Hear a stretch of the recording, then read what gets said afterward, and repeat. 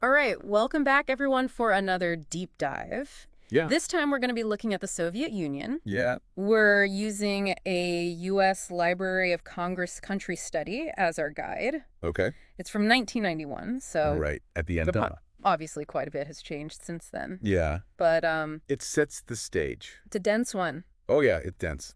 Like Extremely thorough. We're going to try to hit the high points here, Yeah. the key moments, I guess. Yeah. And I think it's fascinating, how much history Right. is in this part of the world. Yeah. Even before we get to the Soviet Union. Right. You have to start with Kievan Rus's. Yeah. So let's back way up. Okay. Yeah, So way back. Kievan Rus's. Yeah. What was that all about? Well, so, it's this kind of loose federation Okay. of East Slavic tribes. And Okay. there's a big debate about the Varangians. The who? The Varangians. Okay. These Scandinavian warriors and merchants. Okay. And the debate is, They come in? were they invited to Yeah. rule or were they just invaders? Gotcha. Our source leans toward Okay. opportunistic invaders. Okay. But others argue that they brought stability. Right. So, like, were they invited guests or did they kind of just barge in? Exactly. Yeah. And that question kind of sets the stage for a lot of this early period. Yeah. Now, a key figure here is Oleg, Okay. who is a Varangian, Hmm. who ends up capturing Kiev around 880 Okay. and kind of really putting it on the map. Okay. He, expands territory, Okay. launches campaigns against the Byzantine Empire. Ambitious. Yeah, and even secured trade agreements with them. Okay. So he's not messing around. Not messing around. He's making moves. Big moves. Okay. So how does this entity, this Kievan Rus, Yeah. how does it eventually sort of fall apart? A couple things. Okay. One is the succession system, Okay. which goes from brother to brother or uncle to nephew. Gotcha. And you can imagine all the drama. Yeah, the instability that this creates. Yeah, all these shifting alliances and Exactly. power struggles. Yeah, okay. And then externally, of course, you have the Mongols, Right, the Mongols. who invade in 1237-38. Okay. And it's pretty devastating. So that's the big Yeah, that's really kind of nail in the coffin. it really fragments everything. Okay. They sack Kiev, Okay. and although some regions hold on, Right. the political landscape's forever changed. Right. So the Mongols come in and just shake everything up. They shake it all up. Okay, so from that fragmentation, Right. Muscovy emerges Yeah. as a power. Yeah. So what are the ingredients here? Well, location's a part of it. Okay. Muscovy's kind of nestled in forests. Right. So they have some protection Okay. from these Mongol raids. They're a little more sheltered. Yeah, they got a little buffer. Okay. And access to rivers Okay. gives them control of key trade routes. They're in a good spot. They're in a good spot. Yeah, they're in a good defensive spot. Right. And they've got the trade routes. Yeah. What about leadership? Well, that's crucial, right? Oh. You have guys like Ivan Iart, known as Moneybags. Moneybags. I like that. Yeah, and he cleverly collaborates with the Mongols Wow. while consolidating his own power. So he's playing the long game. He's playing the long game, Okay. and it pays off. Working smarter, not harder. That's right. So Ivan, Moneybags. Buy me back. Consolidating power, Right. playing the long game. Right. And then we have Ivan III, Yes. who claims the title of Tsar. Yeah. It's It's a statement. a big deal, right? It's a huge statement. Yeah. He declares himself ruler of all Russes. Wow. So essentially laying claim to the legacy of Kievan Rus's Right. and setting the stage for an expansionist policy Okay. that will continue for centuries. So we've got this drive for expansion, this Mhm. sort of growing power of the Tsar. Yeah. Then we get Ivan the Fifth stuff. Even the terrible. Ivan the Terrible. Yeah. He's a, He's a complex figure. yeah, I was going to say, Yeah. that name alone sort of conjures up some images. Yeah. So he does strengthen the Tsar's power Okay. significantly, but his reign is marked by brutality Right. and paranoia. Okay. He unleashes the Oprichnina, Okay. this period of state-sanctioned terror. Yeah. Tell me about the Oprichnina. So essentially, he creates this personal guard Okay. who have unchecked power Okay. to seize land, Okay. imprison, or execute anyone they deem an enemy. Oh, wow. So it creates an atmosphere of fear and suspicion. So even though he's expanding territory, Yeah. his methods are very destructive. Very destructive. What's the long-term impact of that? Well, he decimates the very families who had helped build Muscovy. Wow. He disrupts trade Okay. and pushes peasants toward serfdom. So this instability Yeah. and terror kind of has a ripple effect. Major ripple effect. Okay, so internal conflict and external expansion, it seems like they kind of go hand in hand. They really do in this period. Yeah. So how does Muscovy transition to the Russian Empire? Well, that takes us to the 18th century Okay. and Peter the Great. Okay, so now we're... Now things get really interesting because Okay. Peter Okay. was determined to propel Russia All right. onto the European stage, Okay. and he was not afraid to shake things up. This is a big shift, Huge shift. right? Because before it was kind of like, we're doing our own thing. Right, we're over here. You know, we're Russia. Yeah, But now he's like, no, I want to be part of Europe. part of the club. Yeah. Yeah. Okay. So he was a reformer, Okay. a modernizer, Okay. but also very much an autocrat. Well, that seems like a contradiction. Right. Like, how do you bridge those two? Well, I mean, he restructured the military, built a navy, Okay. reorganized the government, Right. brought the church under state control. So he's modernizing by force. Basically, yes. Right. And obsessed with the West. Right. Demanding Western education, Dress. dress customs. Everything. It's like a whole makeover. It is a total makeover. Yeah. And you see his grand vision embodied in St. Petersburg. Oh, yeah. The new capital he builds, Facing west, facing west. like a big window to Europe. Exactly. So he wants to change Russia's image, He wants to be a player be a player. on the European stage. Does he succeed? I mean, he achieves his goal of modernization, Okay. but at a cost. Okay. Because this top-down approach Yeah. creates this growing divide Yeah. between the westernized elite and the masses.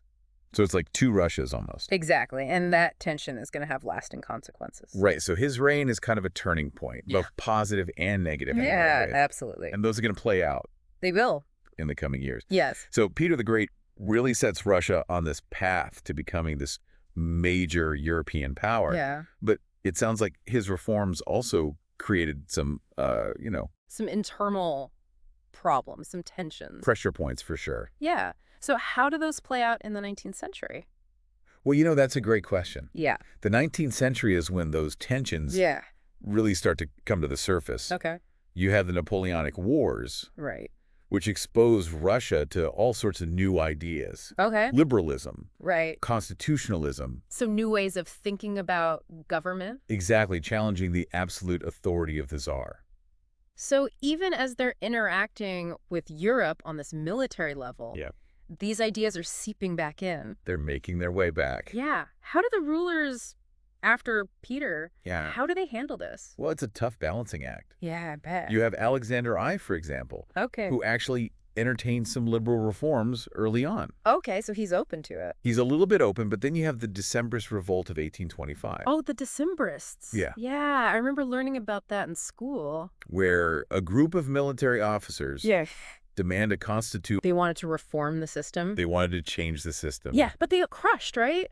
Yeah, their revolt is quickly put down, Okay. and Nicholas III, who follows Alexander, Okay. takes an even stricter approach. Right, so it's like a pendulum swinging back. Exactly.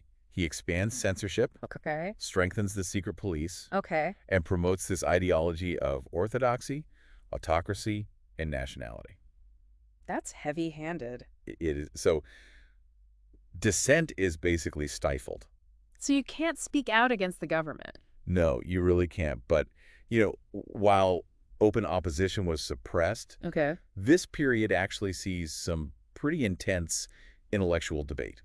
Oh, interesting. So behind closed doors? Behind closed doors, Okay. you have the Westernizers Okay. who believe that Russia's future lies in embracing European models of progress. Okay, so they're looking to the West. Look into the West. Okay. Then you have the Slavophiles. The Slavophiles. Yeah. Okay. Who romanticize Russia's pre-Peter past, Okay. emphasizing its unique spiritual and communal values. So they're looking back They're looking back. to the old ways. Yeah. Interesting. So you have this clash. Yeah, it seems like Russia's always struggling with this question of like, do we belong with the West? It's a fundamental question. Yeah. Are we something different? Yeah, that runs throughout their history. Yeah, okay. But while this philosophical debate's happening, Right. there's a much more pressing issue. Okay. Serfdom. Right. Serfdom. It's the backbone of the Russian economy. Right. So basically, peasants are tied to the land. Yeah, essentially owned by the nobility. I can see how that would create problems. Huge problems. Yeah. And those problems become really clear during the Crimean War in the 1850s, Okay. which Russia loses Oh, badly. badly. And it exposes how outdated and inefficient serfdom is. So it's like they're up against these modern European powers, and Exact. they're still relying on this. Yeah, this outdated system. Yeah, okay. So the Crimean War is a wake-up call. Big time wake up call. Yeah, and that's when you get Alexander II, Okay. who recognizes that change is unavoidable. All right. And his most significant act Okay. is the emancipation of the serfs in 1861. He just abolishes serfdom. He abolishes centuries of serfdom. Wow. It's a watershed moment in Russian history. So that's a huge deal. Huge deal. Were there other reforms? Yeah. He also introduces the zemstvos. The what? Zemstvos, Zemstvos, okay. which are these elected local councils Okay. responsible for things like education, Okay. healthcare, Okay. infrastructure in their areas. So a little bit of local control. A step towards decentralization Okay. and self-governance. Interesting. Yeah. It sounds like he's trying to modernize Russia on multiple fronts. He is. But do they work? Did these reforms actually have the intended effect? Well, there's a step in the right direction, Okay. but they also create new challenges. Okay. Like what? Well, for example, the emancipation freed the serfs, Yeah. but many of them end up landless and in debt. Oh, so they're free, but they don't have anything. Okay. The zemstvos, while progressives, Mm-hmm. were limited in their power Okay. and often clashed with the czarist bureaucracy. Right. So you still have this entrenched power structure. Exactly. Okay. So even with these reforms, Yeah. tensions are still simmering. Oh, absolutely. What happens next? Well, this is where you see the rise of revolutionary groups, Okay. like the Narodniks. Narodniks? Yeah, who believed that Russia could bypass capitalism Okay. and jump straight to socialism. Okay. They idealized the peasantry Right. and their communal traditions. So they're looking back to the past for solutions. In a way, yes. Okay. What happens to them? Well, they're going to the people campaign, What was that? where they tried to incite peasant uprisings, Okay. ultimately fails. Okay. The peasants aren't receptive, They're not buying it. and the government cracks down hard. So they were idealistic, Yeah, but maybe a bit naive about how change happens. perhaps. Is this around the time that Marxist ideas start taking hold? That's exactly right. Okay. While the Narodniks focused on the peasantry, Yeah. Marxist thinkers like Plekhanov and Lenin Right. shift their attention to the growing urban working class. Okay. They saw the proletariat, Okay. not the peasants, as the key to revolution. So a shift from the countryside to the factories, Exactly. from the past to the future. Yeah. This is setting the stage for a very tumultuous 20th century. Oh, yes. The birth of the Soviet Union. A century filled with revolutions, war, and just unimaginable social and political upheaval. Yeah, it all starts with the Russo-Japanese War of 1904. Oh, yeah. Now, that's a conflict I don't know much about. Well, it's significant Okay. because it's a humiliating defeat for Russia. Okay. Not only did they lose to Japan, Okay. but it exposed the deep-seated problems within the Tsarist regime. Oh, so it's like a sign that things need to change. It fuels widespread discontent, Okay. leading to strikes, protests, and ultimately the revolution of 1905. 1905. Okay, so a precursor to the main event in 1917. Right. But there's kind of a period of relative calm between those two revolutions, right? Yeah, there is. Tsar Nicholas II tries to appease the people Okay. by establishing the Duma, Okay. Russia's first parliament. So he's trying to make some concessions. He is. But these reforms are seen as too little too late. Right. So the fundamental problems are still there. Poverty, Yeah. Inequality. lack of real political representation, Exactly. Yeah. And then World War I erupts. the war to end all wars. And it throws everything into chaos. I can imagine. It put immense strain on Russia's resources. Okay. Food shortages. Okay. Economic hardship.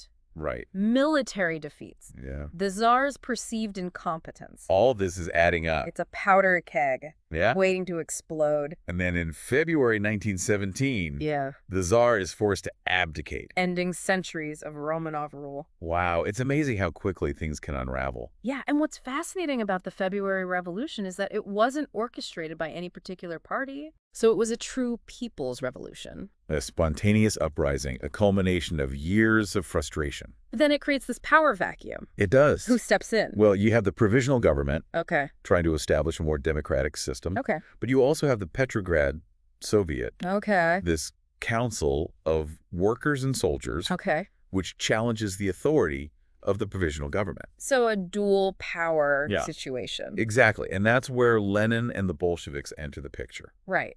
Lenin returns from exile, That's right. sees his opportunity, He does. promises peace, land, and bread. Slogans that resonate with Yeah. a war-weary population. Yeah. Now, the Bolsheviks are a minority party, Okay.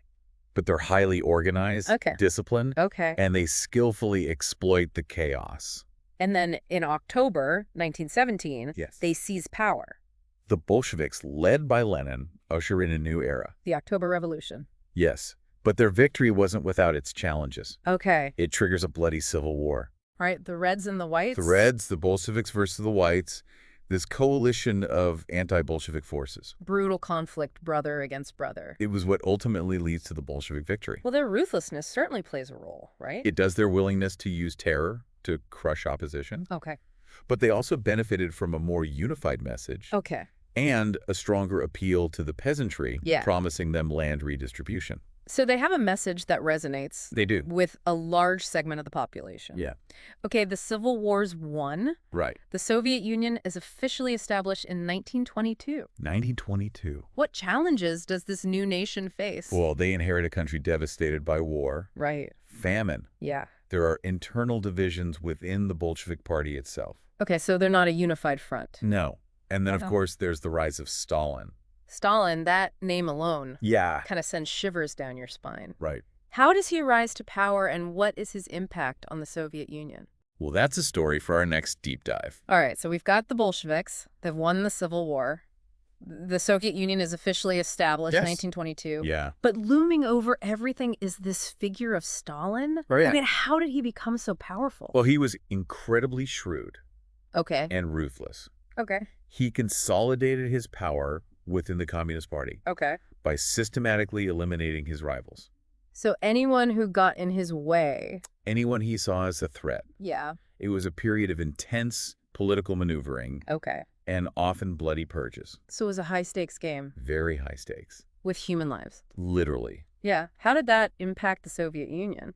Well, his control extended to every aspect of Soviet society. Okay. He implemented a centrally planned economy Okay. and forced collectivization of agriculture. Okay, so what does that mean? Basically, they took land away from private farmers Okay. and forced them into collective farms. What was the thinking behind that? Well, the idea was to modernize agriculture, increase production, Okay. feed the growing urban population. Right. But it was incredibly poorly implemented, Okay. leading to resistance from farmers, Okay. widespread famine, Oh, wow. millions of deaths So a good idea in theory, on paper. but in practice, Yeah, disaster. a disaster. Yeah, and this is all happening while Stalin is consolidating his power. Right, he's tightening his grip. So is there any room for dissent? Not really. No. Stalin's regime Yeah. was characterized by widespread surveillance, Okay. censorship, Right. a culture of fear, Yeah.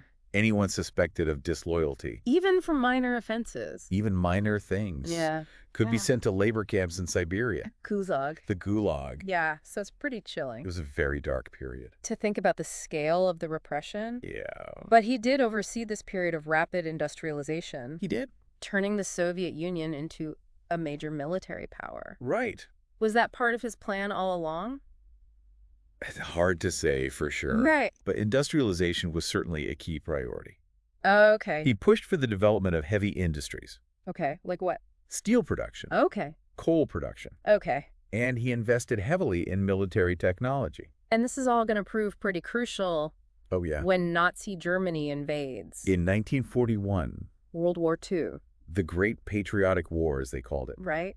It must have been devastating for them. it was incredibly devastating. Yeah. The Soviet Union suffered immense losses, Right. both in terms of human life and infrastructure. Yeah. Entire cities were destroyed. Millions perished. Millions. Yeah, and yet they managed to repel the Nazi invasion They did. and emerge from the war as a superpower. Yeah. How? Well, their resilience was remarkable. Okay. They mobilized their entire society Okay. for the war effort. Okay. And their industrial capacity, which Stalin had built up, Right. proved essential. Okay. Plus, of course, you have the sheer size of the Soviet Union Right. and the harsh Russian winters. Those always play a factor. Always. Yeah. Those played a role in wearing down the German army. So they were fighting for their survival Literally. on their own soil. Yeah. And then after the war, Right. we enter this whole new phase, the Cold War. A Cold War. Right. This ideological struggle Right. between the communist Soviet Union Right. and the capitalist West, led by the United States. Yeah, so less of a traditional war, Yeah. more like a giant game of chess. Yeah, it was a clash of systems, a clash of worldviews. Yeah. And it played out on a global stage. With incredibly high stakes. Incredibly high stakes. Yeah. I mean, how did the Soviet system, with all its flaws, Right. manage to endure for so long? Well, it's a complicated question. Right. But despite its repressive nature, Yeah. the Soviet system did provide its citizens Okay. with basic necessities. Education, Okay. housing. Okay. There was a sense of stability, Okay. of collective purpose that resonated with many. Particularly after World War II. Exactly. So it's like a mix of social welfare programs, Right. propaganda, Yeah. and fear. Fear definitely played a role. Yeah. Okay. But eventually the cracks start to show. They do. By the 1980s, Okay. the Soviet economy was stagnating. Okay. The system was too rigid, too centralized Okay. to keep up with the changing times. And that's where Gorbachev comes in, That's right. trying to reform the system from within. Yeah, with perestroika and glasnost, Right. economic restructuring and political openness. You wanted to revitalize the Soviet Union. He did, But but he unleashes forces that he can't control. it's like Pandora's box. Yeah, you open it up. He had good intentions. He did. Things get out of hand. Yeah. His reforms give people a taste of freedom, Right. and they want more. Yeah. Nationalist movements gain momentum, Okay. challenging the authority of Moscow. Right. Soviet republics, long held together by force, Yeah. begin to break away. So this attempt to reform the system Yeah, ultimately leads to its collapse. it does. And in 1991, Yeah. the seemingly invincible Soviet Union dissolves, Wow. breaking apart into 15 independent states. The end of an era. The end of an era. Wow. So we've gone from Kiev on Resses Right. to the rise and fall of the Soviet Union. It's a long journey. What a journey. It is. And, this deep dive has given us a glimpse, I think, Yeah, into all these complex forces that shaped this part of the world. absolutely. And it raises some interesting questions Yeah, like what? about the legacy of this history for Russia today. Right. How do these events continue to shape Russia's identity, Yeah. its place on the world stage? It's something to think about. A lot to think about. Yeah, as we try to understand Yeah, the present and the future. absolutely. Well, you've given us a lot to think about. I hope so. It's a reminder that history isn't just about dates and names. Right. It's about understanding the choices people made, Yeah, the consequences of those choices, absolutely. and how those things ripple through time. Yeah. So keep exploring, keep questioning, keep diving deep.